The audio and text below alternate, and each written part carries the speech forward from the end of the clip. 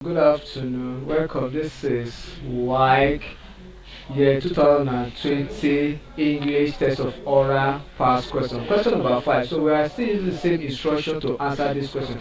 We are looking out for the word or the option that has the same vowel sound or contains the same vowel sound as in the given word. The given word here is pronounced as pit.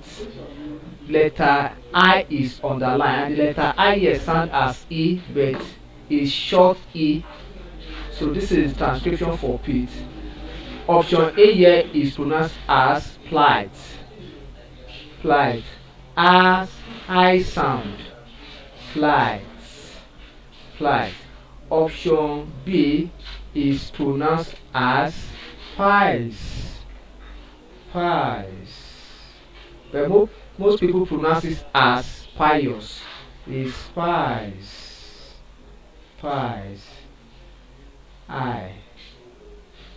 The option C is pronounced as hatred. That is hatred. Hatred. While option D is pronounced as paint. Paint. Paint. So by this, the correct option is option C, because option C has the E sound as in the given word pit, hatred. Therefore, option C is correct. Thank you and God bless you.